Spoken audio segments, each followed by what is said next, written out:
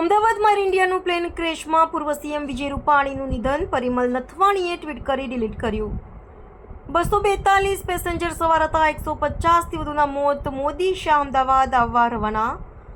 Ahmedabad plane ક્રેશમાં ભળતું થયેલા મૃતદેહો ટુકડામાં પહોંચ્યા. તમારા સ્વજનને શોધતા હો તો UGS C7 વોર્ડમાં દાખલ દર્દીઓનું લિસ્ટ જુઓ. લાશ ઢાંકવા માટે કફનોનો થપ્પો લવાયો. અમદાવાદ શહેરના Meghaninagar IGP કમ્પાઉન્ડમાં 171 air India Boeing plane crash થયું છે. પ્લેન ક્રેશમાં 50 લોકોના મૃતદેહોને બહાર કઢાયા છે, જ્યારે આ સંખ્યા હજુ પણ વધી શકે તેવી આશંકા છે. ઇજાગ્રસ્ત અને મૃતદેહોને હોસ્પિટલ લાવવામાં આવી રહ્યા છે. હોસ્પિટલમાં ચારે તરફ અફરાતફરીનો માહોલ સર્જાયો છે. એક બાદ એક મૃતદેહો ભરેલી એમ્બ્યુલન્સ સિવિલના પોસ્ટમોર્ટમ રૂમમાં મોકલવામાં આવી રહી છે. એર ઇન્ડિયાનું વિમાન જ્યાં ક્રેશ થયું તે બિલ્ડિંગ ઇન્ટર્ન ડોક્ટરની હોસ્ટેલ હતી. આ હોસ્ટેલમાં 50થી 60 ઇન્ટર્ન ડોક્ટર હોવાનું જાણવા મળ્યું છે.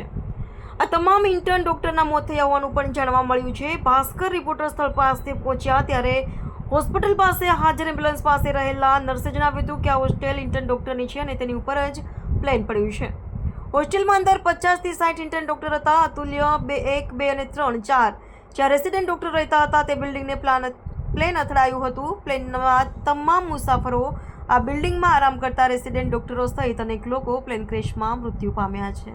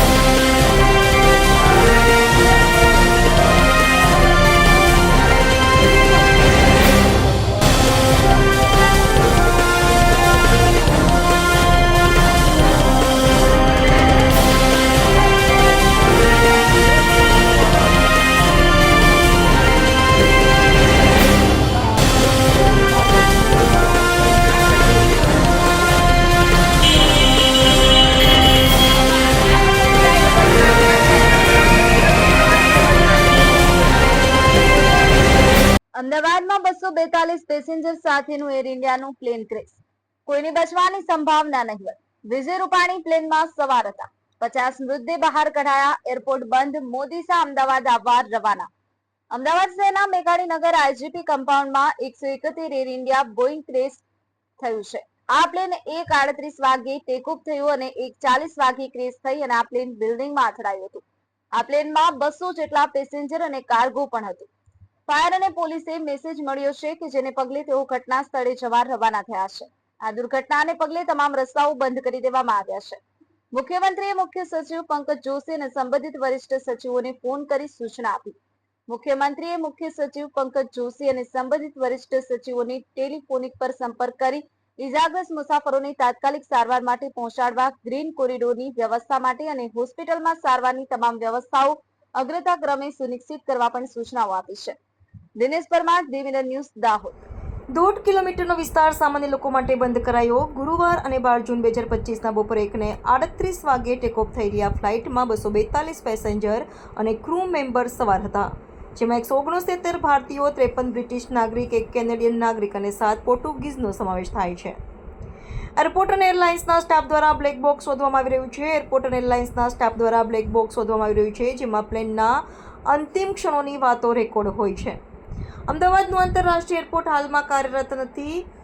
SVPIએ પ્રવક્તા અમદાવાદથી લંડન ગેટવિક જતી ફ્લાઇટ AI 171 આજે વહેલી સવારે એરપોર્ટની બહાર ટેકઓફ કર્યા પછી તરત જ ક્રેશ થઈ ગઈ હતી. પરિણામે સરદાર વલ્લભભાઈ પટેલ આંતરરાષ્ટ્રીય એરપોર્ટ અમદાવાદ હાલમાં કાર્યરત નથી. આગામી સૂચના સુધી તમામ ફ્લાઇટ કામગીરી અસ્થાયી રૂપે સ્થગિત કરવામાં આવી છે. મુસાફરોને એરપોર્ટ પર જતા પહેલા નવીનતમ અપડેટ્સ માટે તેમની સંબંધિત એરલાઇન્સ સાથે તપાસ કરવાની સલાહ આપવામાં આવે છે. આ બદલાતી પરિસ્થિતિને નિયંત્રિત કરવા માટે અમે આપના સહયોગ અને ધીરજની વિનંતી કરીએ છીએ. તમામ પોલીસ અધિકારીઓ ઘટના સ્થળે પહોંચ્યા. અહીંની પરિસ્થિતિ ખૂબ ખરાબ છે. એક પણ વ્યક્તિ બચે એવું લાગતું નથી.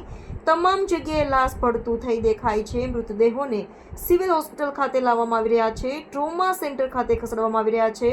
પોલીસ, સીઆરપીએફ, નેવી ઓફિસર સહિતના તમામ મોટા પોલીસ અધિકારીઓએ ઘટના સ્થળે છે અને એક મોટી ટીમ સેવા આપી રહી છે. પ્લેન ઇન્ટર્ન ડોક્ટરની હોસ્ટેલ પર પડ્યું. અતુલ્યમ હોસ્ટેલમાં 50 થી 60 ઇન્ટર્ન ડોક્ટર હતા. તમામના મોત થયાની આશંકા. એર ઇન્ડિયાનું વિમાન જ્યાં ક્રેશ થયું તે બિલ્ડિંગ ઇન્ટર્ન ડોક્ટરની હોસ્ટેલ હતી. આ હોસ્ટેલમાં 50 થી 60 ઇન્ટર્ન ડોક્ટર હોવાનું જાણવા મળ્યું છે. આ તમામ ઇન્ટર્ન ડોક્ટરના મોત થયા હોવાનું પણ જાણવા મળ્યું છે. અમદાવાદ એરપોર્ટથી ઓપરેટ થતી તમામ ફ્લાઇટો રદ. રાતના 12 વાગ્યા સુધી અમદાવાદ એરપોર્ટ બંધ. પ્લેન ક્રેશ અંગેની ઇમરજન્સી સેવાઓ અને જરૂરી માહિતી માટે હેલ્પલાઇન નંબર જાહેર. અમદાવાદ શહેરના મેઘાણીનગર આઈજીપી કમ્પાઉન્ડમાં 171 air India Boeing plane crash થયું છે. આ પ્લેન 1:38 વાગે ટેક ઓફ થયું હતું અને 1:40 વાગે ક્રેશ થઈ અને આ પ્લેન બિલ્ડિંગમાં અથડાયું હતું. આ પ્લેનમાં 200 જેટલા પેસેન્જરો અને કાર્ગો પણ હતું. એર ઇન્ડિયાની 171 ફ્લાઇટ ક્રેશ થતા હાલ એરપોર્ટ બંધ. આ અંગે અદાણી એરપોર્ટે નિવેદન જારી કર્યું છે, જેમાં કહ્યું છે કે એર ઇન્ડિયાની 171 ફ્લાઇટ ક્રેશ થતા હાલ એરપોર્ટ બંધ છે. તમામ ફ્લાઇટ ઓપરેશન્સ કામચલાઉ રીતે બંધ કરવામાં આવ્યા છે. પેસેન્જરને તેમની ફ્લાઇટ્સ લેટેસ્ટ અપડેટ ચેક કરી લેવી. યુદ્ધના ધોરણે કામગીરી કરવા મુખ્યમંત્રીની સૂચના. અમદાવાદમાં એર ઇન્ડિયાનું પેસેન્જર વિમાન તૂટી પડવાની દુર્ઘટના સામે તત્કાલ બચાવ અને રાહત કામગીરી તેમજ ઇજાગ્રસ્ત મુસાફરોને તાત્કાલિક સારવાર માટેની વ્યવસ્થા યુદ્ધના ધોરણે હાથ ધરવા મુખ્યમંત્રી ભૂપેન્દ્ર પટેલે સૂચનાઓ આપી છે. પ્લેન જ્યાં ક્રેશ થયું છે તે બિલ્ડિંગ સિવિલમાં ડોક્ટર માટેની હતી. તમામ મૃતદેહ સળગેલી હાલતમાં છે. પ્લેન જ્યાં ક્રેશ થયું છે તે બિલ્ડિંગ સિવિલમાં ડોક્ટર માટેની હતી. તેથી બધાનું રેસ્ક્યુ કરીને બહાર કાઢવામાં આવ્યા છે. લોકોના મૃતદેહ ઓળખાય તેવી સ્થિતિમાં પણ નથી. અત્યાર સુધીમાં 50 લોકોના મૃતદેહ બહાર કઢાયા. વડોદરા ફાયર બ્રિગેડના 25 ફાયર એન્જિન અમદાવાદ રવાના કરવામાં આવ્યા છે. અમિત શાહે મુખ્યમંત્રી ભૂપેન્દ્ર પટેલ, ગૃહ રાજ્યમંત્રી અને પોલીસ કમિશનર સાથે વાત કરી. ગૃહમંત્રી અમિત શાહે મુખ્યમંત્રી ભૂપેન્દ્ર પટેલ, ગૃહ રાજ્યમંત્રી અને પોલીસ કમિશનર સાથે વાત કરી છે. તેમજ કેન્દ્ર સરકારમાંથી તમામ મદદની ખાતરી આપી હતી. પૂર્વ સીએમ વિજય રૂપાણી દુર્ઘટનાગ્રસ્ત પ્લેનમાં મુસાફરી કરતા હતા. સીએમ સુરતથી અમદાવાદ આવવા રવાના. હાય, હું છું ક્રુઝિન સિંઘાનિયા. આપની આસપાસના સત્ય સમાચાર જાણવા માટે જોતા રહો દીવ મિરર ન્યૂઝ. અને હા, લાઈક અને સબસ્ક્રાઇબ કરવાનું ભૂલતા નહીં. Thank you.